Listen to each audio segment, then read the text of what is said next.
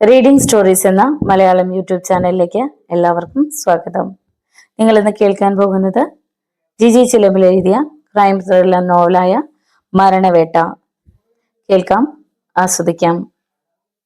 രാത്രി തനിച്ച് വീട്ടിലേക്ക് കാർ ഓടിച്ചപ്പോ സീനത്ത് ചിന്തിച്ചത് ജയശങ്കറെ കുറിച്ചാണ്. എക്സ്കർഷൻ പോയ സ്ഥലത്ത് വെച്ച് അയാളുടെ നോട്ടവും ഭാവവും മനസ്സിൽ എന്തോ ഉദ്ദേശം വെച്ചുള്ളതാണെന്ന് തോന്നി.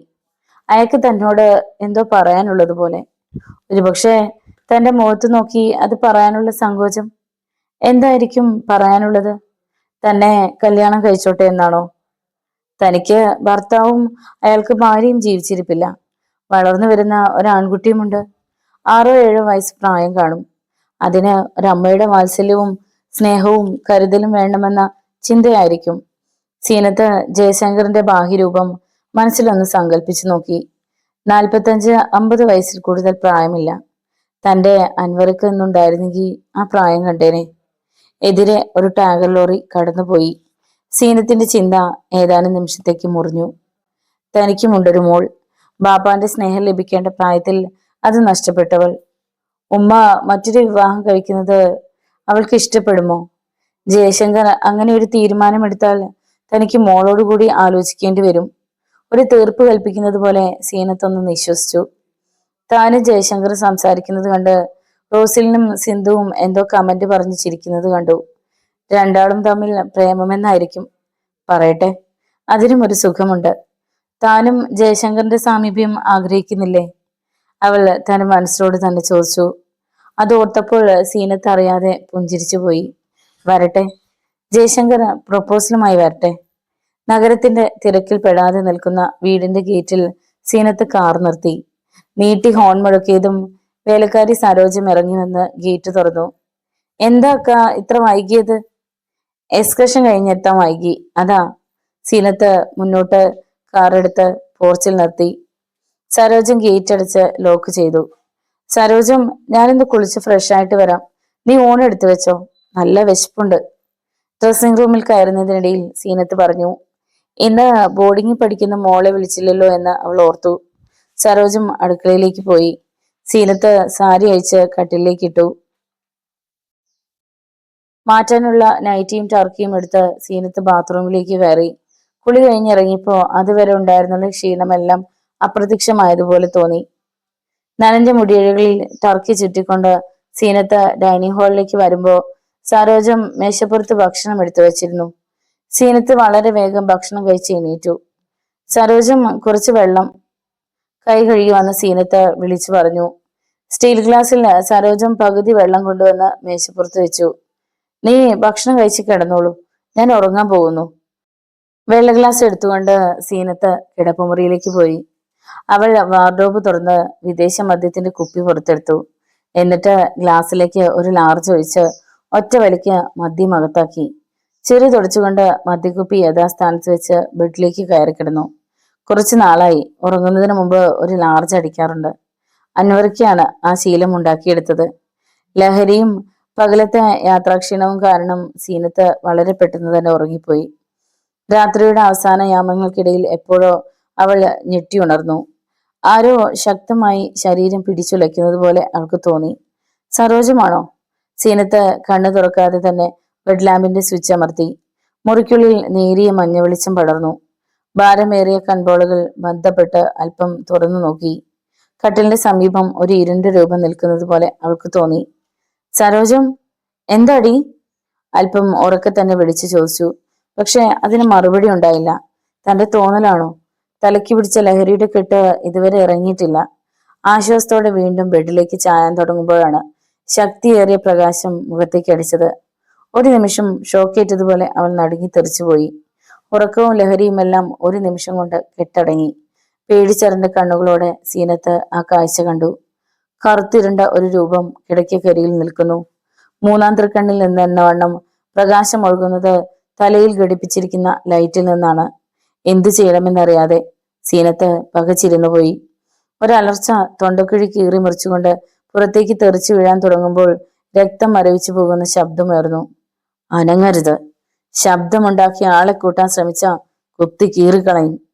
മുഴക്കമുള്ള ആ പരുക്കൻ ശബ്ദം മറ്റേതോ ലോകത്തു നിന്നും വരുന്നത് പോലെ അവൾക്ക് തോന്നി. അലർച്ച തൊണ്ടക്കുള്ളിൽ തന്നെ ഞെരിഞ്ഞമർന്നു. പനി ബാധിച്ചെന്നവണ്ണം സീനത്ത് വിറയ്ക്കാൻ തുടങ്ങി. അവൾ ആകെ വിയർത്തു കുളിച്ചു. ആ കറുത്ത രൂപം അവളുടെ നേരെ കുതിച്ചടുത്തു. മരണത്തിൽ നിന്നും രക്ഷപ്പെടാൻ കുതറിത്തെറിക്കുന്ന ആത്മാവിന്റെ അവസാനത്തെ പിടിച്ചിൽ പോലെ സീനത്ത് കുതറി. ഒറ്റ കുതിപ്പിന് ആ സത്വം അവളെ കടന്നു പിടിച്ചു. ബലിഷ്ഠമായ ആ കാടൻ കൈകളിൽ കിടന്നവൾ പിടഞ്ഞു. പൊടുന്നനവേ അജ്ഞാതൻ കത്തി വലിച്ചൂരി. മുറിക്കുള്ളിലെ പ്രകാശത്തിൽ അതിന്റെ വായ്ത്തല തിളങ്ങുന്നത് ഞെട്ടലോടെ സീനത്ത് കണ്ടു. സീനത്ത് സംഭരിച്ചു വെച്ച മുഴുവൻ ശക്തിയും ചോർന്നുപോയി. ഒരു പാവയെ പോലെ അയാളുടെ ഭ്രാന്തം പിടിയിലമർന്ന് നിശ്ചലയായി അവൾ നിന്നു. രാത്രിയിൽ അതിക്രമിച്ചു കടന്നുവെന്ന് തന്നെ ആക്രമിക്കാൻ ശ്രമിക്കുന്ന അജ്ഞാതന്റെ മുഖമൊന്ന് കാണാൻ പോലും കഴിയുന്നതിന് മുമ്പ് അവളുടെ കണ്ണുകളും വായും മൂടപ്പെട്ടു. കൈകൾ പിന്നിലേക്ക് വെച്ച് ബന്ധിച്ച് കിടക്കയിലേക്ക് വലിച്ചെറിഞ്ഞു. അയാൾ തന്നെ നശിപ്പിക്കാനുള്ള ഭാവമാണെന്ന് സീനത്തിന് മനസ്സിലായി. അവൾ ചാടി എണീക്കാൻ ഒരു ശ്രമം നടത്തി നോക്കി. പക്ഷെ അവൾ കിടക്കയിൽ നിന്നും താഴേക്ക് മറിഞ്ഞു വീണു. ഭീകരൻ പന്നി മുക്രയിടുന്നത് പോലെ ഒരു ശബ്ദമുണ്ടാക്കി. പിന്നെ അവളെ വലിച്ചുയർത്തി ബെഡിലേക്കിട്ട് കവളെ താഞ്ഞടിച്ചു. അടങ്ങിക്കിടക്കടി! അയാൾ ഒരു ഹിംസ മൃഗത്തെ പോലെ മുരണ്ടു. സീനത്തിന്റെ തലയ്ക്കുള്ളിൽ നക്ഷത്രങ്ങൾ മിന്നി. സരോജം ഒന്ന് വന്നിരുന്നെങ്കിൽ ഈ ഭീകരനിൽ നിന്ന് തനിക്ക് രക്ഷപ്പെടാമായിരുന്നുവെന്നവൾ വെറുതെ വ്യാമോഹിച്ചു പോയി. ഒരുപക്ഷെ സരോജത്തിന് ഇയാൾ എന്തെങ്കിലും ചെയ്തിരിക്കുമോ? അടുക്കളയോട് ചേർന്നുള്ള മുറിയിലാണ് അവളുടെ കിടപ്പ്. ഇയാൾ ആ വഴിക്കാണ് അകത്ത് കടന്നതെങ്കിൽ സരോജത്തെ കണ്ടു കാണും. എങ്കിൽ നീ രക്ഷപ്പെടാനുള്ള വഴികൾ ആലോചിക്കുകയാണോ? ആ ശബ്ദം കേട്ടതും സീനത്തിന്റെ ചിന്ത മുറിഞ്ഞു. കനത്ത ഇരുട്ടിൽ ആ ശബ്ദം മുഴങ്ങി. കണ്ണു മൂടിക്കെട്ടിരുന്നത് കൊണ്ട് സീനത്ത് കട്ടിലിൽ വെറുതെ കിടന്ന് അങ്ങോട്ടും ഇങ്ങോട്ടും ഉരുണ്ടു. അവളുടെ കാലുകൊണ്ട് മേശപ്പുറത്തിരുന്ന ടേബിൾ ഫാൻ വലിയൊരു ശബ്ദത്തോടെ നിലത്ത് വീണു.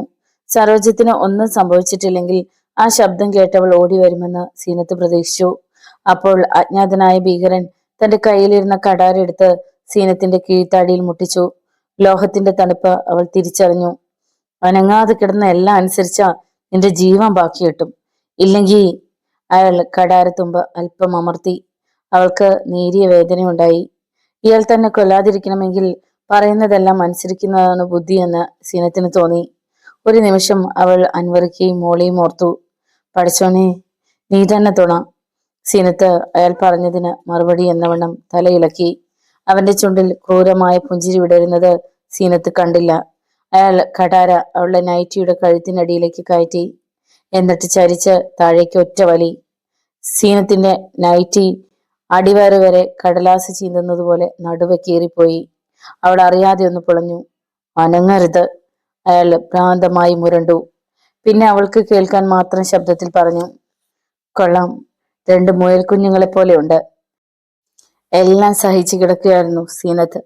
എന്നെ അനുസരിക്കുന്നതാണ് നിനക്ക് നല്ലത്. എന്റെ ജോലി തീർത്തിട്ട് ഞാൻ വേഗം പോയിക്കൊള്ളാം. അയാൾ ശബ്ദമില്ലാതെ ചിരിച്ചു.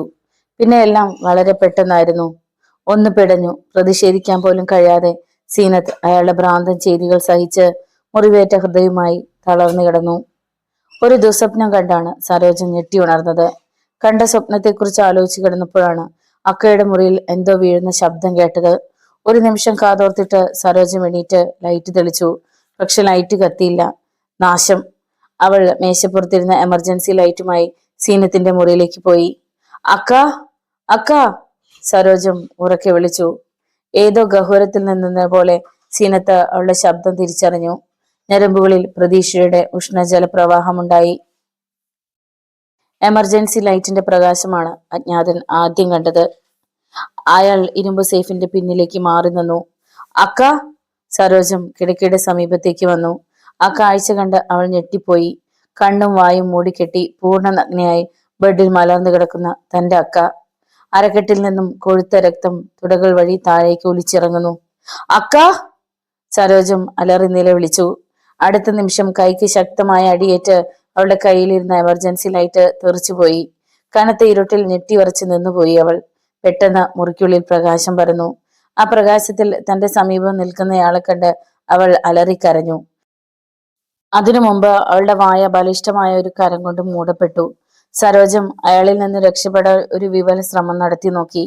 കാരിരുമ്പിന്റെ കരുത്താണെന്ന് ക്ഷണനേരത്തിനുള്ളിൽ അവൾക്ക് മനസ്സിലായി. തന്റെ അക്കയെ കൊന്നതുപോലെ ഇയാൾ തന്നെയും കൊല്ലും. അതോർത്തപ്പോൾ അവൾ നടുങ്ങിപ്പോയി. അനങ്ങാതെ നിൽക്കുന്നതാണ് നിനക്ക് നല്ലത്. ഇല്ലെങ്കിൽ ആ ശബ്ദത്തിന് വാളിന്റെ മൂർച്ചയുണ്ടെന്ന് സരോജത്തിന് തോന്നി. നിന്റെ യജമാനത്തിയെ തേടിയാണ് ഞാൻ വന്നത്. പക്ഷേ ഞാൻ പോലും അറിയാതെ നീ എന്റെ മുമ്പ് വന്നു വിട്ടു. ഇനി നിന്നെ വെറുതെ വിടുന്നത് ആപത്താണ്.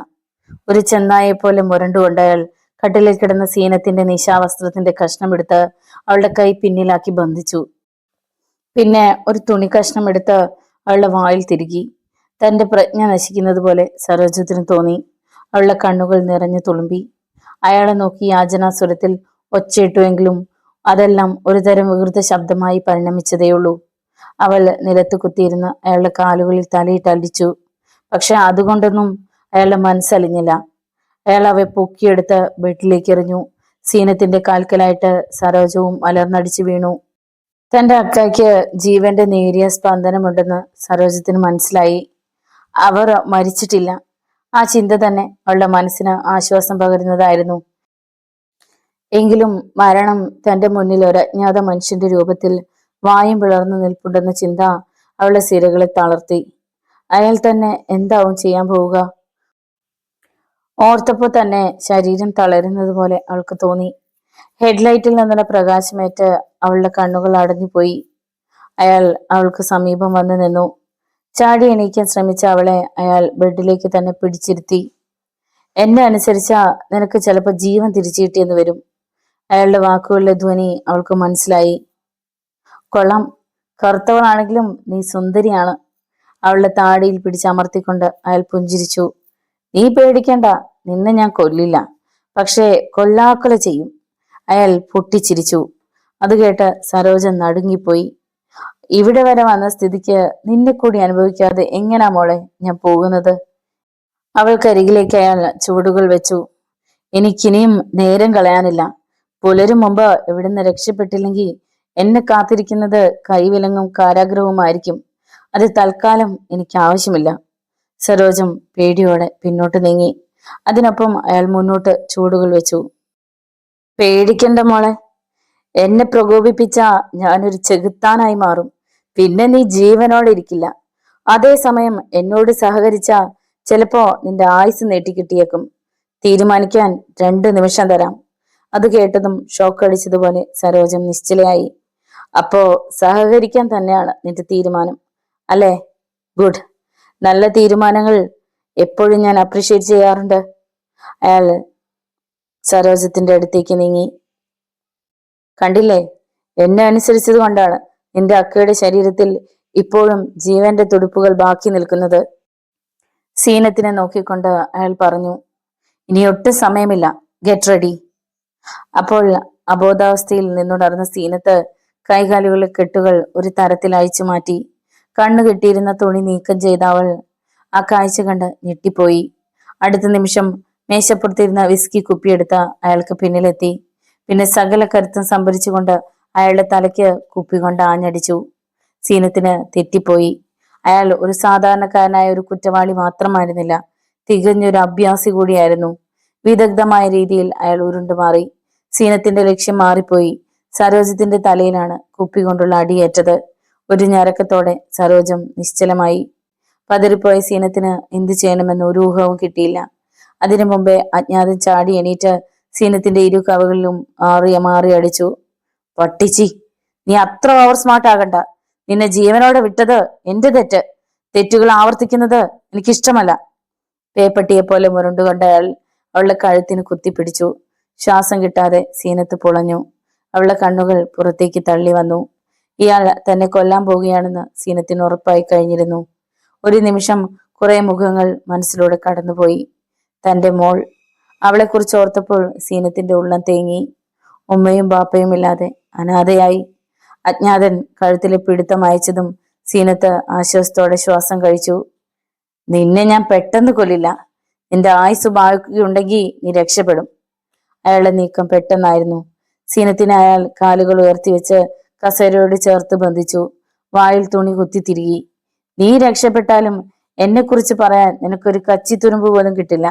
മറിച്ച് സ്വന്തം വേലക്കാരിയെ തലക്കടിച്ച് കൊന്നതിന് നീ സമാധാനം പറയേണ്ടി വരും. അയാളുടെ വാക്കുകൾ കേട്ട് ആ അവസ്ഥയിലും സീനത്ത് ഞെട്ടിപ്പോയി. സരോജം തന്റെ കൈകൊണ്ട് മരിച്ചുവെന്ന് വിശ്വസിക്കാൻ അവൾക്ക് കഴിഞ്ഞില്ല. അജ്ഞാതൻ സീനത്തിനെ കസേരയോടുകൂടി വലിച്ച് സിറ്റ് ഔട്ടിൽ കൊണ്ടുപോയി വെച്ചു. രാവിലെ ആരെങ്കിലും ഇങ്ങോട്ട് വരാൻ പ്രാർത്ഥിച്ചുകൊണ്ട് നേരം വിളിപ്പിച്ചോ. Good night. ചിലപ്പോ നമ്മൾ വീണ്ടും കണ്ടെന്ന് വരും. ബൈ. അയാൾ വാതിൽ തുറന്ന് പുറത്തെ നരച്ച ഇരുട്ടിലേക്ക് ഇറങ്ങി. കൈകാലുകളിൽ കെട്ടഴിച്ച് സ്വതന്ത്രയാകാൻ സാധിക്കുമോ എന്ന് സീനത്തൊരു ശ്രമം നടത്തി നോക്കി. അത് വെറുതെ ആയതേ ഉള്ളൂ. പേടിയോടെ ഇരുളിലേക്ക് നോക്കിയിരുന്ന അവളുടെ ബോധം ഭീതിയുടെ കൂർത്തുമൂർത്ത കൊക്കിൽ കോർത്തതുപോലെ ഏതോ നിമിഷം പറന്നുപോയി. പതിവ് പോലെ പ്രഭാതത്തിൽ പത്രവുമായി എത്തിയ പയ്യന്റെ അലർച്ച കേട്ടാണ് സമീപവാസികൾ ഓടിയെത്തിയത്. സീനത്ത് കൊല ചെയ്യപ്പെട്ട് കിടക്കുകയാണെന്ന ധാരണയിൽ ആരും ഗേറ്റിനുള്ളിലേക്ക് കടക്കാൻ ധൈര്യപ്പെട്ടില്ല. പോലീസ് കുതിച്ചെത്തി. സർക്കിൾ ഇൻസ്പെക്ടർ ടൈഗർ വിഷ്ണു സീനത്തിന്റെ പൾസും ശ്വാസവും പരിശോധിച്ചു. ദുർബലമാണെങ്കിലും നിലച്ചിട്ടില്ല. ഒരു നിമിഷം പോലും വൈകാതെ സീനത്തിനെ ഹോസ്പിറ്റലിലേക്ക് മാറ്റി. ബംഗ്ലാവിനുള്ളിൽ തിരച്ചിൽ നടത്തിയ വിഷ്ണു തല തകർന്ന് മരിച്ചു കിടക്കുന്ന സരോജത്തിന്റെ ശവശരീരം കണ്ടെത്തി. മുറിക്കുള്ളിൽ പിടിവലി നടന്നതിന്റെ ലക്ഷണങ്ങൾ. താഴെ വീണുകിടക്കുന്ന ടേബിൾ ഫാൻ, തകർന്ന് ചിതറിപ്പോയ വിസ്കി കുപ്പി. മോഷണ ശ്രമമോ ബലാത്സംഗ ശ്രമമോ എന്താണ് നടന്നത് എന്നറിയണമെങ്കിൽ സീനത്തിന് ബോധം തെല്ലണം. പോലീസ് കോൺസ്റ്റബിൾ മഹസർ തയ്യാറാക്കിക്കൊണ്ടിരുന്നു. വിഷ്ണു മുറിക്കുള്ളിൽ ചുറ്റി നടന്ന് പരിശോധിച്ചെങ്കിലും കാര്യമായ തെളിവുകളൊന്നും ലഭിച്ചില്ല. മുരളി, എല്ലാം കഴിഞ്ഞില്ലേ? Yes sir. എങ്കിൽ ബോഡി പോസ്റ്റ്മോർട്ടത്തിന് കൊണ്ടുപോകാനുള്ള ഏർപ്പാടുകൾ ചെയ്തോളൂ. സർ. സീനത്തിന്റെ വീട്ടിൽ നിന്നും വിഷ്ണു നേരെ പോയത് ഹോസ്പിറ്റലിലേക്കാണ്. സീനത്തിന്റെ മുറിക്ക് പുറത്ത് ഒരു പോലീസുകാരനെ ഡ്യൂട്ടിക്കിട്ടിരുന്നു. വിഷ്ണു മുറിക്കുള്ളിലേക്ക് കയറി. ഡോക്ടർ സോമസുന്ദരവും 2 നഴ്സുമാരും മുറിക്കുള്ളിൽ ഉണ്ടായിരുന്നു. ഡോക്ടർ, പേഷ്യന്റിന് എങ്ങനെയുണ്ട്? ഇപ്പൊ കുഴപ്പമൊന്നുമില്ല. ബോധം തെളിഞ്ഞു. മയക്കത്തിലാണ്. മരുന്നിന്റെ സെഡേഷനിലാണ്. ഡോക്ടർ, ആ സ്ത്രീ ബലാത്സംഗത്തിന് ഇരയായിട്ടുണ്ടോ? ഉവ്. വളരെ ബ്രൂട്ടലായ റേപ്പ് നടന്നിട്ടുണ്ട്. അതിൽ കുറെ രക്തം വാർന്നു പോയിട്ടുമുണ്ട്. ഡോക്ടർ, പേഷ്യന്റിന് ബോധം തെളിഞ്ഞാൽ എന്നെ വിളിക്കണം. ഞാൻ ഇറങ്ങുകയാണ്. വിഷ്ണു ചെന്ന് ജീപ്പിൽ കയറി. സീനത്തിന് സംഭവിച്ചത് എന്തായിരിക്കും? രാത്രി വീട്ടിൽ വന്ന കൊലയാളി സീനത്തിനെ റേപ്പ് ചെയ്തു. അത് തടയാൻ ചെന്ന വീട്ടുവേലക്കാരിയെ തലക്കടിച്ചു കൊന്നു. എങ്കിൽ എന്തുകൊണ്ട് സീനത്തിനെ കൊന്നില്ല? എത്ര ആലോചിച്ചിട്ടും വിഷ്ണുവിന് ഒരു നിഗമനത്തിലെത്താൻ കഴിഞ്ഞില്ല. അന്ന് വൈകുന്നേരം ആയപ്പോഴേക്കും സീനത്തിന് ബോധം തെളിഞ്ഞു. സംസാരിക്കാമെന്ന നിലയിലായി. ഡോക്ടർ സോമസുന്ദരം ഉടൻ തന്നെ വിഷ്ണുവിനെ വിളിച്ചു. ഞാൻ ഇതാ വരുന്നു ഡോക്ടർ. അരമണിക്കൂറിനുള്ളിൽ വിഷ്ണു ഹോസ്പിറ്റലിൽ പാഞ്ഞെത്തി. ഞാൻ സർക്കിൾ ഇൻസ്പെക്ടർ വിഷ്ണു. കേസ് അന്വേഷിക്കുന്നത് ഞാനാണ്. വിഷ്ണു സ്വയം പരിചയപ്പെടുത്തിയ ശേഷം സീനത്തിന്റെ ബെഡിനടുത്തിരുന്നു. കഴിഞ്ഞ രാത്രി എന്താണ് സംഭവിച്ചത്? വേലക്കാരി എങ്ങനെയാണ് കൊല്ലപ്പെട്ടത്? വിഷ്ണു സീനത്തിന്റെ മുഖത്തേക്ക് നോക്കി. ഒരു നഴ്സ് വന്ന് അവരെ എണീപ്പിച്ച് കട്ടിലിൽ ചായച്ചു കിടത്തി. ഓർമ്മയിൽ പോലും ഭീതി ഉണർത്തുന്ന ആ രംഗം അവൾ ഒരിക്കൽ കൂടി സ്മരിച്ചു. തൽക്കാലം സരോജ മരിച്ചത് തന്റെ കൈകൊണ്ടാണെന്ന് ആരും അറിയണ്ട. അതും അയാളുടെ തലയിൽ കെട്ടിവെക്കാം. അവളുടെ മനസ്സ് മന്ത്രിച്ചു. രാത്രിയിൽ ഉണ്ടായത് അത്രയും സീനത്ത് വിഷ്ണുവിനെ ധരിപ്പിച്ചു. അയാളെക്കുറിച്ച് ഒന്ന് വിവരിക്കാമോ? 6 അടിയോളം ഉയരം, കൂറ്റൻ ശരീരപ്രകൃതി. പ്രായം മനസ്സിലാക്കാൻ കഴിയുന്നില്ല. എങ്കിലും 35-ന് മേലെ ആയിരിക്കണം. ഒരു കോൺസ്റ്റബിൾ അവളുടെ മൊഴി രേഖപ്പെടുത്തിക്കൊണ്ടിരുന്നു. സീനത്തിന് ആരെങ്കിലും സംശയമുണ്ടോ? വിഷ്ണു ചോദിച്ചു. സീനത്ത് കുറച്ചു നേരം ആലോചിച്ച ശേഷം ഇല്ലെന്ന അർത്ഥത്തിൽ തല കുലുക്കി. നിങ്ങളുടെ വേലക്കാരിയുടെ അഡ്രസ് തരണം. അവളുടെ ബന്ധുക്കൾ അറിയിക്കാനാണ്. ശരി സാർ. ഒരു ചോദ്യം കൂടി. രാത്രിയിൽ നിങ്ങളെ ആക്രമിച്ച ആളെ കണ്ടാൽ തിരിച്ചറിയാൻ പറ്റുമോ? ബുദ്ധിമുട്ടാണ് സർ. അയാൾ തല നേരിയ ആവരണത്താൽ പൊതിഞ്ഞിരുന്നു. പിന്നെ ഫാൻറ്റത്തിന്റെ മുഖംമൂടി പോലൊന്ന് ധരിച്ചിരുന്നു. Okay, see you. വിഷ്ണു പുറത്തേക്ക് ഇറങ്ങി. കൂട്ടത്തിൽ ജോലി ചെയ്യുന്ന ആരോ വിളിച്ചു പറഞ്ഞപ്പോഴാണ് സീനത്ത് ആക്രമിക്കപ്പെട്ടു ഹോസ്പിറ്റലാണെന്ന് ജയശങ്കർ അറിഞ്ഞത്. അപ്പൊ തന്നെ അയാൾ ഹോസ്പിറ്റലിൽ പാഞ്ഞെത്തി. സീനു, നിനക്ക് എന്തു പറ്റി? ഞാൻ ഇപ്പോഴാണ് അറിഞ്ഞത്, ദുഃഖത്തോടെ ജയശങ്കർ പറഞ്ഞു. അതിന് മറുപടി പൊട്ടിക്കരച്ചിലായിരുന്നു. കരയാതെ, ഒന്നും സംഭവിച്ചിട്ടില്ല. അയാൾ അവളുടെ കണ്ണുനീർ തുടച്ചുകൊണ്ട് ബെഡിലിരുന്നു. എനിക്കെന്റെ മോളെ ഒന്ന് കാണണം. വിഷമിക്കണ്ട, മോളെ ഞാൻ കൊണ്ടുവരാം. അവളെ ആശ്വസിപ്പിച്ചുകൊണ്ട് ജയശങ്കർ പറഞ്ഞു. 3-4 ദിവസങ്ങൾ കൂടി കടന്നുപോയി. വിഷ്ണുവിന്റെ നേതൃത്വത്തിൽ പോലീസ് അജ്ഞാതനായ മനുഷ്യനെ തേടി നടന്നെങ്കിലും അവർക്ക് വേണ്ടപ്പെട്ട തെളിവുകളോ വിവരമോ ലഭിച്ചില്ല. അന്നൊരു വെള്ളിയാഴ്ചയായിരുന്നു. തന്റെ കൂട്ടുകാരിയുടെ മകളുടെ ബർത്ത്ഡേ പാർട്ടിയുടെ ആഘോഷത്തിന് പോയതായിരുന്നു ഡോക്ടർ സൂസൻ മാത്യു. നഗരത്തിലെ അറിയപ്പെടുന്ന ഗൈനക്കോളജിസ്റ്റാണ് സൂസൻ. ഭർത്താവ് സ്റ്റേറ്റ്സിലാണ്. ഒരു മകനുള്ളത് MBBS-ന് മംഗലാപുരത്ത് പഠിക്കുന്നു. പാർട്ടി കഴിഞ്ഞ് സൂസൻ മടങ്ങിയെത്തുമ്പോൾ രാത്രി വളരെ വൈകിയിരുന്നു. സൂസൻ അപ്പാർട്ട്മെന്റിന്റെ പോർച്ചിൽ കാർ കയറ്റിയിട്ട് ഡോർ തുറന്ന് പുറത്തിറങ്ങി. പെട്ടെന്ന് പിന്നിൽ നിന്നൊരു ശബ്ദം കേട്ടവൾ ഞെട്ടി തിരിഞ്ഞു നോക്കി. കാർ ഷെഡിൽ ഇരുട്ടായതുകൊണ്ട് പെട്ടെന്ന് അവൾക്കൊന്നും വ്യക്തമായില്ല. അപ്പോഴാണ് അവൾ ആ കാഴ്ച കണ്ടത്. കയ്യിൽ തോക്കുമായി ഒരാൾ ഇരുളിൽ നിന്ന് സാവധാനം പുറത്തേക്ക് വരുന്നു. കറുത്ത ലെതർ ജാക്കറ്റ് ധരിച്ച് ഫാൻഡത്തിന്റെ പോലെ മുഖംമൂടി വെച്ച ഒരു മനുഷ്യൻ. തന്റെ നെഞ്ചിന് നേരെ തോക്കും ചൂണ്ടിക്കൊണ്ടു നിന്ന അപരിചിതനായ അയാളോട് സൂസൻ ചോദിച്ചു, നിങ്ങൾ ആരാണ്? നിങ്ങൾ എന്താണ് കാണിക്കുന്നത്? ക്രൂരമായി ചിരിച്ചുകൊണ്ട് അയാൾ പറഞ്ഞു, നീയാണ് ഇന്ന് എന്റെ ഇര. എന്താണ് നിങ്ങൾക്ക് വേണ്ടത്? അത് പറയുമ്പോൾ ശബ്ദം പതറാതിരിക്കാൻ സൂസൻ ശ്രദ്ധിച്ചു. നിന്റെ ഈ ശരീരം. അയാൾ തോക്കുകൊണ്ട് അവളുടെ നിറഞ്ഞ സമൃദ്ധമായ ശരീരത്തെ തട്ടിക്കൊണ്ട് പറഞ്ഞു. എന്നെ അനുസരിച്ചാ നിനക്ക് കുറച്ചു കാലം കൂടി ജീവിച്ചിരിക്കാം. ഇല്ലെങ്കിൽ അയാൾ തോക്കിന്റെ ബാരൽ അവളുടെ മാറിടങ്ങളുടെ നടുവിൽ അമർത്തി. കയ്യിലിരിക്കുന്ന പേഴ്സിനുള്ളിൽ മൊബൈൽ ഫോൺ ഉണ്ട്. അയാളുടെ കണ്ണു വെട്ടിച്ച് എങ്ങനെയെങ്കിലും പോലീസിനെ വിളിച്ചാൽ താൻ രക്ഷപ്പെടും. പിന്നെ അതിലായി സൂസന്റെ ശ്രദ്ധ. നിങ്ങൾ ഇപ്പൊ ചിന്തിക്കുന്നത് പോലീസിൽ അറിയിക്കുന്നതിനെ കുറിച്ചല്ലേ? എനിക്കറിയാം. അതിബുദ്ധി കാണിക്കരുത്. ആ പേഴ്സ് ഇങ്ങ് തരൂ.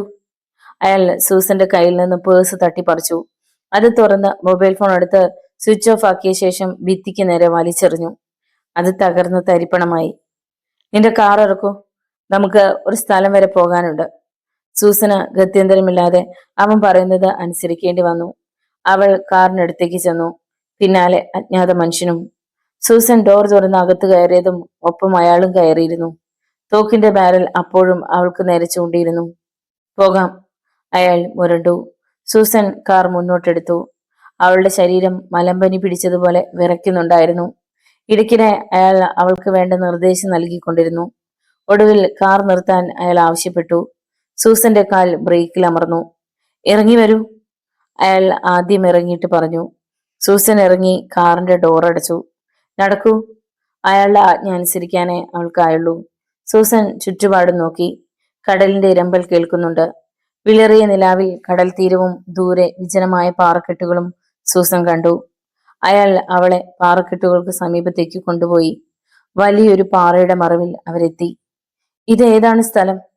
ധൈര്യം കൈവിടിയാതെ സൂസൻ തിരക്കി. അത് നീ തൽക്കാലം അറിയണ്ട.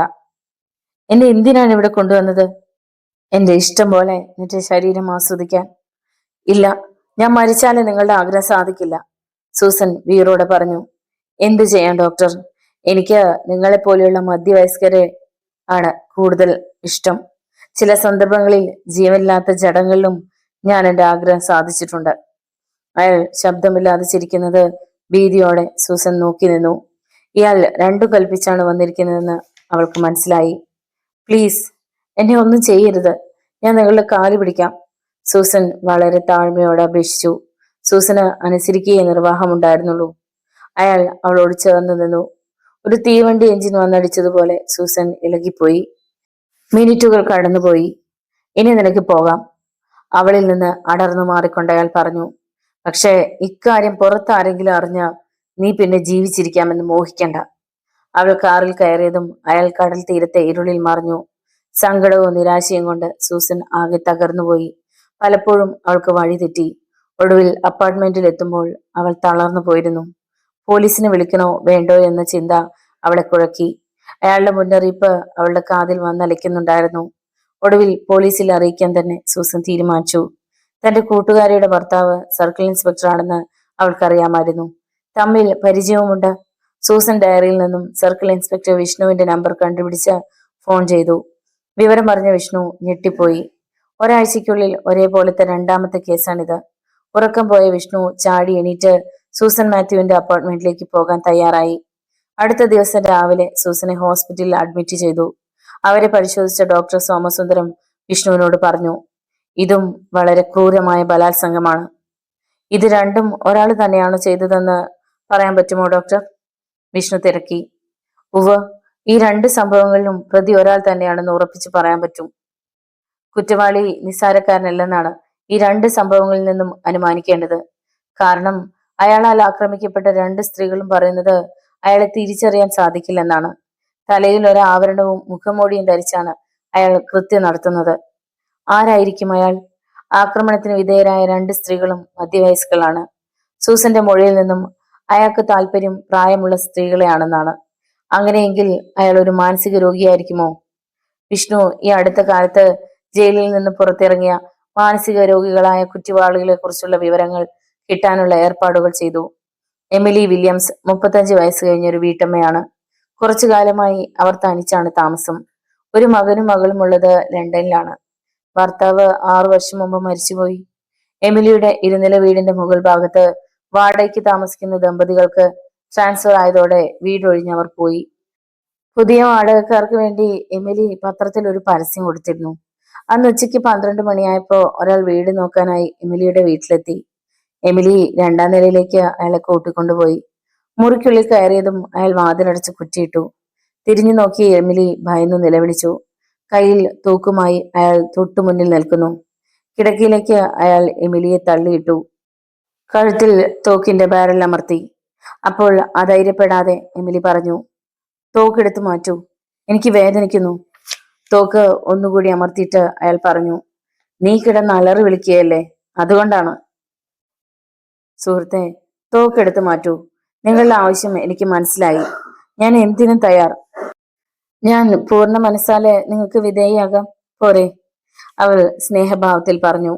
അയാൾ തോക്കെടുത്തു മാറ്റി. എല്ലാവരും നിന്നെ പോലെ ആയിരുന്നെങ്കിൽ എന്റെ ജോലി എത്ര എളുപ്പമായിരുന്നു. നീ കൂടുതൽ സൗന്ദര്യവതിയാണ്. ചർമ്മം കണ്ടാൽ പ്രായം തോന്നുകയേയില്ല. അവന്റെ ശ്രദ്ധ മാറിയതും അത് സംഭവിച്ചു. എമിലി സകല ശക്തിയും സംഭരിച്ച് അവനെ ആഞ്ഞു തൊഴിച്ചു. അവൻ കിടക്കക്കരികിൽ നിന്ന് തെറിച്ചു വീണു. അവന്റെ അരക്കെട്ടിനടിഭാഗം ചതഞ്ഞു പോകും വിധത്തിലായിരുന്നു അവളുടെ ചവിട്ട്. അവശനായി തളർന്നു വീണെങ്കിലും അവൻ ചാടി എണീറ്റു. എമിലി ഒരു കൊടുങ്കാറ്റ് പോലെ അവന്റെ കവിളിൽ ആഞ്ഞടിച്ചു. അയാളുടെ തലയിൽ ധരിച്ചിരുന്ന നേരിയ ആവരണം ഊരി മാറ്റാൻ എമിലി ഒരു ശ്രമം നടത്തി നോക്കി. എന്നാൽ അതിവിദഗ്ധമായി അയാൾ തൂക്ക് കൈക്കലാക്കി. പിന്നെ എമിലിയുടെ നേരെ നിറയൊഴിച്ചു. വയറിന് വെടിയേറ്റ എമിലി ഒരലർച്ചയോടെ നിലം പതിച്ചു. ആ സമയം അവന് രക്ഷപ്പെടാൻ ധാരാളമായിരുന്നു. അയൽവാസികൾ ആരോ എമിലിയെ ഹോസ്പിറ്റലിൽ എത്തിച്ചു. വിവരമറിഞ്ഞ വിഷ്ണു പാഞ്ഞെത്തി. എമിലിയെ അപകടനില തരണം ചെയ്തതോടെ വിഷ്ണു അവളിൽ നിന്നും മൊഴിയെടുത്തു. എമിലി പറഞ്ഞ അടയാളങ്ങൾ വെച്ച് ആർട്ടിസ്റ്റിനെ കൊണ്ട് അക്രമിയുടെ ചിത്രം വരപ്പിച്ചു. അയാളുടെ ആക്രമണത്തിന് ഇരകളായ സീനത്തിനെയും സൂസനെയും ആ ചിത്രം വിഷ്ണു കാണിച്ചു. അയാൾക്ക് ഏതാണ്ട് അതേ രൂപസാദൃശ്യമുണ്ടെന്ന് അവരും വിഷ്ണുവിനോട് പറഞ്ഞു. ആ ചിത്രത്തിലുള്ളതുപോലെ രൂപസാദൃശ്യമുള്ള ആരെങ്കിലും ജയിലിൽ കിടന്നിട്ടുണ്ടോ എന്നായി പിന്നെ വിഷ്ണുവിന്റെ അന്വേഷണം. 2 ആഴ്ചയോളം കുഴപ്പങ്ങളൊന്നുമില്ലാതെ കടന്നുപോയി. വിഷ്ണുവിന്റെ അന്വേഷണത്തിൽ അങ്ങനെ ഒരാൾ കേരള പോലീസിന്റെ റെക്കോർഡിൽ ഇല്ലെന്ന് മനസ്സിലായി. കുറ്റവാളി മറ്റേതെങ്കിലും സംസ്ഥാനത്ത് നിന്നും വന്നതാകാനാണ് കൂടുതൽ സാധ്യതയെന്ന് പോലീസ് കരുതി. പക്ഷേ അയാൾ വളരെ നന്നായി മലയാളം സംസാരിക്കുന്നവനാണെന്നാണ് ദൃക്സാക്ഷികൾ പറയുന്നത്. വിഷ്ണു ഓർത്തു. പോലീസിന്റെ അന്വേഷണം അയൽ സംസ്ഥാനങ്ങളിലേക്ക് നീണ്ടു. പുതിയ ആക്രമണങ്ങളൊന്നും ഉണ്ടാകാതിരുന്നതുകൊണ്ട് അക്രമി സംസ്ഥാനം വിട്ട് രക്ഷപ്പെട്ടു കാണുമെന്ന് വിഷ്ണു കരുതി. എന്നാൽ ആ അനുമാനം തെറ്റാണെന്ന് ഉടൻ തന്നെ വിഷ്ണുവിന് മനസ്സിലായി. യൂണിവേഴ്സിറ്റിയിലെ ജോലിക്കാരിയാണ് സുജാത.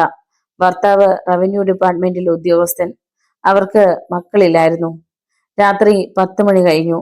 സുജാത ഭർത്താവിനെ കാത്തിരിക്കുകയായിരുന്നു. കോളിംഗ് ബെൽ ചിലച്ചപ്പോൾ ഭർത്താവായിരിക്കുമെന്ന് കരുതി വാതിൽ തുറന്നു. പക്ഷെ ആരും ഉണ്ടായിരുന്നില്ല. തിരിച്ച് ബെഡ്റൂമിൽ വന്ന സുജാത ഞെട്ടിപ്പോയി. ബെഡിൽ അയാൾ ഇരിക്കുന്നു. കയ്യിൽ തിളങ്ങുന്ന കഠാര. അയ്യോ! നിലവിളിച്ചുകൊണ്ട് സുജാത ഓടാൻ ശ്രമിച്ചതും അയാൾ വന്യമൃഗത്തിനെ പോലെ മുരണ്ടുകൊണ്ട് പറഞ്ഞു, ശബ്ദിക്കരുത്. ഇന്നത്തെ എന്റെ ഇര നീയാണ്. പിടിച്ചു നിർത്തിയതുപോലെ സുജാത നിന്നു. ഇങ്ങോട്ട് വാടി. നീ ആരെയാണ് കാത്തു നിൽക്കുന്നത്? നിനക്ക് ലാളിക്കാൻ ഒരു കുഞ്ഞിനെ തരാത്ത ആണും പെണ്ണും കെട്ട നിന്റെ ഭർത്താവിനെയോ? ഞാനാണ് നിന്റെ സ്ഥാനത്തെങ്കിൽ അവനെ പണ്ടേ കാലുപിരിക്ക് അയച്ചേനെ. അയാൾ ക്രൂരമായി ചിരിച്ചു. സുജാത പേടിയോടെ അവന്റെ സമീപത്തേക്ക് ചെന്നു. ശബ്ദിച്ചാ നാവനക്കാതെ നിനക്ക് പരലോകത്തേക്ക് പോകാം. സുജാത അവന്റെ മുന്നിൽ നന്നായി അഭിനയിച്ചു. ആ അഭിനയം പൂർത്തിയാക്കുന്നതിന് മുമ്പ് അവന്റെ കയ്യിലെ കത്തി സ്വന്തം കൈക്കുള്ളിലാക്കി. മിനിറ്റുകളോളം നീണ്ടുനിന്ന മൽപ്പിടുത്തത്തിനൊടുവിൽ സുജാത തളർന്നുപോയി. കത്തി അവന്റെ കയ്യിലായി. എന്തുകൊണ്ടോ അവൻ അവളുടെ ശരീരത്തിൽ തൊടാൻ മടിച്ചു. എന്റെ കയ്യിൽ നിന്നും ഇതുവരെ ആരും രക്ഷപ്പെട്ടിട്ടില്ല. നീയും രക്ഷപ്പെടില്ല. എന്നുറക്കെ അലറിക്കൊണ്ട് അയാൾ ഖടാര അവളുടെ നൈറ്റിക്കുള്ളിലൂടെ കടത്തി. അയ്യോ അമ്മേ!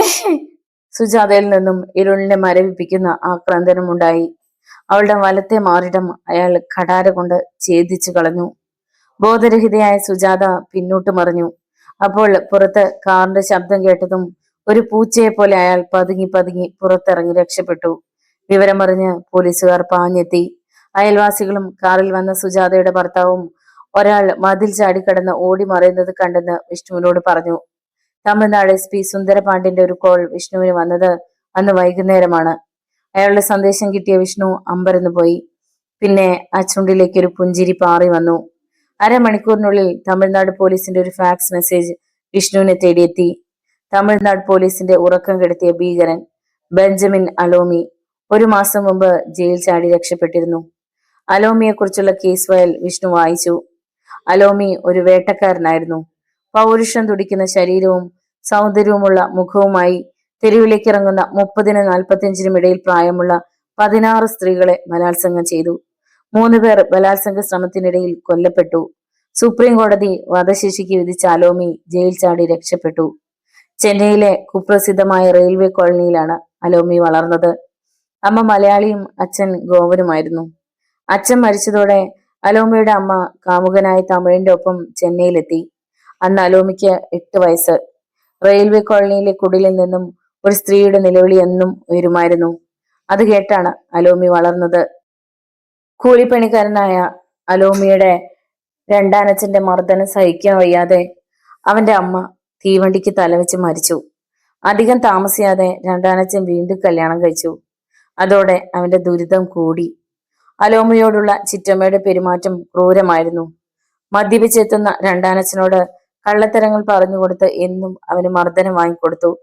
ചിറ്റമ്മയുമായി അച്ഛന്റെ മധുവിധു ഏറെക്കാലം നീണ്ടു നിന്നില്ല. തന്റെ അമ്മയ്ക്കുണ്ടായ ദുരിതങ്ങൾ ചിറ്റമ്മയ്ക്ക് സഹിക്കേണ്ടി വന്നു. കുടിച്ച് ലക്ക് കെട്ട് വരുന്ന അയാൾ ചിറ്റമ്മയെ മർദ്ദിക്കും. പിന്നെ ഭാര്യയെ ബലാത്കാരമായി ശാരീരിക ബന്ധത്തിന് നിർബന്ധിക്കും. വഴങ്ങാതിരുന്നാൽ അതിക്രൂരമായ ബലാത്സംഗം. ഒറ്റമുറിയുള്ള ഈ വീട്ടിൽ നടക്കുന്ന സംഭവങ്ങൾക്ക് അലോമി ദൃക്സാക്ഷിയായിരുന്നു. പിതാവിന്റെ ബലം പ്രയോഗിച്ചുള്ള ലൈംഗിക ബന്ധം ഉറങ്ങാതെ കിടന്നവൻ കണ്ടിരുന്നു. ആ രംഗങ്ങൾ അവന്റെ മനസ്സിനെ വല്ലാതെ ഉലച്ചു. പകലും രാത്രിയും ആ രംഗങ്ങൾ അവന്റെ മനസ്സിലേക്ക് കടന്നു വന്നു. ഒരു രാത്രി മർദ്ദനമേറ്റ് ചിറ്റമ്മ മരിച്ചു. മദ്യലഹരിയിൽ അയാൾ ചിറ്റമ്മയുടെ ശവശരീരമായി ബന്ധം പുലർത്തുന്നത് അലോമി കണ്ടു. കൊലപാതകത്തിന് പോലീസ് അയാളെ അറസ്റ്റ് ചെയ്തു. അതോടെ ഒറ്റപ്പെട്ട അലോമി സ്വന്തമായി ജോലി ചെയ്ത് ജീവിക്കാൻ തുടങ്ങി. കാലം കടന്നുപോയി. 18കാരനായ അലോമിക്ക് ഒരു മുതലാളിയുടെ വീട്ടിൽ തോട്ടക്കാരനായി ജോലി കിട്ടി. സുന്ദരിയായ ഒരു യുവതി ആ വീട്ടിലുണ്ടായിരുന്നു. അവളെ കാണുമ്പോൾ പഴയകാല രംഗങ്ങൾ അവന്റെ മനസ്സിൽ കടന്നു വരാൻ തുടങ്ങി. രണ്ടാനച്ഛനും ചിറ്റമ്മയും തമ്മിലുള്ള രതിരംഗങ്ങളിലെ ബലപ്രയോഗങ്ങളായിരുന്നു അവന്റെ മനസ്സ് നിറയെ. ഒരു ദിവസം യുവതി ഒറ്റയ്ക്കാണെന്ന് ബോധ്യം വന്ന അലോമി അവളെ ബലാത്കാരമായി കീഴടക്കി. അതോടെ അവൻ വേട്ടക്കാരനായി മാറുകയായിരുന്നു. ഒന്നിനു പിറകെ ഒന്നായി 16 പേർ ആക്രമിക്കപ്പെട്ടപ്പോഴാണ് നിയമത്തിന് അവനെ കൊടുക്കാനായത്. ഇത് അവൻ തന്നെ. തമിഴ്നാട് പോലീസിന്റെ കണ്ണു വെട്ടിച്ച് അവന്റെ വേട്ട ഇപ്പൊ ഇവിടെയാണ്, വിഷ്ണു തന്റെ സഹപ്രവർത്തകരോട് പറഞ്ഞു. എല്ലാ പോലീസ് സ്റ്റേഷനുകളിലും അലോമിയുടെ ചിത്രം വിതരണം ചെയ്തു. ഹൈവേ പോലീസിനും ഫ്ലൈയിങ് സ്ക്വാഡിനുമെല്ലാം നിർദ്ദേശം നൽകി. ഇനി ഒരു സ്ത്രീയും ആക്രമിക്കപ്പെടരുത് എന്ന് പോലീസിന് നിർബന്ധമുണ്ടായിരുന്നു. നഗരത്തിൽ രാത്രികാലങ്ങളിൽ പോലീസ് അംഗങ്ങൾ റോന്തു ചുറ്റി. ദിവസങ്ങൾ കടന്നുപോയി. അലോമിയെക്കുറിച്ച് പുതിയ വിവരങ്ങളൊന്നും പോലീസിന് ലഭിച്ചില്ല. മല്ലികയുടെ വൃദ്ധയായ അമ്മയ്ക്ക് അസുഖം കൂടിയതുകൊണ്ടാണ് സിറ്റി ഹോസ്പിറ്റലിൽ അഡ്മിറ്റ് ചെയ്തത്. ആരോഗ്യ വകുപ്പിലെ ജോലിക്കാരിയായിരുന്നു അവൾ. ഹോസ്പിറ്റലിന്റെ 2ാം നിലയിലാണ് മല്ലിക മുറിയെടുത്തിരുന്നത്. അമ്മ ICUവിലാണ്. അങ്ങോട്ട് ആരെയും കടത്തിവിടാത്തത് കൊണ്ട് മല്ലിക മുറിയിലേക്ക് പോന്നു. അവിടെ അവളുടെ ഭർത്താവ് സദാശിവൻ ഉണ്ടായിരുന്നു. രാത്രി തനിച്ചു കിടക്കാൻ നിനക്ക് പേടിയൊന്നുമില്ലല്ലോ? സദാശിവൻ ചോദിച്ചു. ഇല്ല, അമ്മയ്ക്ക് എന്തേലും ആവശ്യം വന്നാ ആരെങ്കിലും ഇല്ലാതെ പറ്റില്ലല്ലോ. ശരി, നീ ഇവിടെ നിൽക്ക്, ഞാൻ വീട്ടിലോട്ട് ചെല്ലട്ടെ. കുട്ടികൾ തനിച്ചല്ലേ ഉള്ളൂ. എണീറ്റുകൊണ്ട് സദാശിവൻ പറഞ്ഞു. മല്ലിക തലകുലുക്കി. സദാശിവൻ പുറത്തിറങ്ങിയതും മല്ലിക വാതിലടച്ച് കുറ്റിയിട്ടു. അവൾ വാച്ചിലേക്ക് നോക്കി. 9 മണി കഴിഞ്ഞതേയുള്ളൂ. ഇന്നലെ രാത്രിയും ഉറങ്ങാൻ പറ്റിയില്ല. ഇന്നെങ്കിലും ഒന്ന് ഉറങ്ങണം. വല്ലാത്ത ക്ഷീണം. ഒന്ന് കുളിച്ചാൽ തന്നെ ആശ്വാസം കിട്ടൂ. ടർക്കി എടുത്തുകൊണ്ട് കുളിമുറിയുടെ വാതിൽ തുറന്ന് മല്ലിക അകത്തു കയറി. അടുത്ത നിമിഷം നിലവിളിച്ചുകൊണ്ട് പുറത്തേക്ക് ചാടി അവൾക്ക് പിന്നാലെ ക്രൂരനായ അവനും ചാടിയിറങ്ങി. അവന്റെ കയ്യിൽ കഠാര. ശബ്ദിക്കരുത്, നിന്റെ വരവും കാത്ത് ഞാൻ എത്ര നേരമായെന്നോ ഇതിനുള്ളിൽ ഇരിക്കാൻ തുടങ്ങിയിട്ട്. അവൻ ചെന്നായ പള്ളിളിക്കുന്നത് പോലെ ഇളിച്ചുകൊണ്ട് പറഞ്ഞു. നിന്റെ ഈ സൗന്ദര്യം എന്നെ ഭ്രാന്തനാക്കുന്നു. മര്യാദയ്ക്ക് എന്നെ അനുസരിക്കുന്നതാണ് നിനക്ക് നല്ലത്. അയാൾ അവൾക്ക് നേരെ ചുവടുകൾ വെച്ചു. സംസാരിക്കാൻ പോലും ആകാതെ നിശ്ചലയായി നിൽക്കുകയായിരുന്നു മല്ലിക. നിലവിളിക്കാൻ തുടങ്ങിയ അവളുടെ വായിൽ സാരി കുത്തിത്തിരുകി. അനങ്ങരുത്. അവന്റെ ഭാവം മാറി. അവൻ മല്ലികയുടെ മുകളിലേക്ക് വലിഞ്ഞു കയറി. ഒടുവിൽ കൊടുങ്കാറ്റ് ശാന്തമായി. Good night. തൽക്കാലം നീ അങ്ങനെ അവിടെ കിടക്ക്. അവൻ വാതിലിന്റെ ലോക്കെടുത്ത് പുറത്തു കടന്നു. പിന്നെ ഹോസ്പിറ്റലിന്റെ പിൻഭാഗത്തെ പൈപ്പ് ലൈൻ വഴി താഴേക്കിറങ്ങി. ആ സമയം അപകടത്തിൽപ്പെട്ട ആളുകളുമായി വന്ന പോലീസ് ജീപ്പിന്റെ പ്രകാശത്തിൽ ഒരാൾ പൈപ്പിലൂടെ താഴേക്കിറങ്ങുന്നത് കണ്ട് സർക്കിൾ ഇൻസ്പെക്ടർ ടൈഗർ വിഷ്ണു ഉറയിൽ നിന്ന് റിവോൾവർ വലിച്ചെടുത്തുകൊണ്ട് അവന്റെ നേരെ ഓടി. താഴേക്ക് ചാടി അയാൾ പോലീസിനെ കണ്ട് ഞെട്ടി. ഓടി രക്ഷപ്പെടാൻ ശ്രമിച്ച അവന്റെ കാൽമുട്ടിന് വിഷ്ണു വെടിവെച്ചു. ഒരലർച്ചയോടെ മുഖം കുത്തി അവൻ നിലത്തേക്ക് വീണു. Arrest him! വിഷ്ണു അലറി. തമിഴ്നാട് പോലീസിന്റെ ഉറക്കം കെടുത്തിയ ബെഞ്ചമിൻ അലോമി എന്ന ഭീകരനായ ക്രിമിനലിനെ അറസ്റ്റ് ചെയ്തതിന്റെ എല്ലാ ബഹുമതിയും അങ്ങനെ കേരള പോലീസിന് ലഭിച്ചു. എല്ലാവർക്കും ചെറിയ നോവൽ ഇഷ്ടപ്പെട്ട് കാണുമെന്ന് വിചാരിക്കുന്നു. ഇഷ്ടമായ ഒന്ന് ലൈക്ക് ചെയ്ത് ഷെയർ ചെയ്ത് സബ്സ്ക്രൈബ് ചെയ്ത് സപ്പോർട്ട് ചെയ്യുക. മറ്റൊരു നോവലുമായി വീണ്ടും കാണാം. നന്ദി.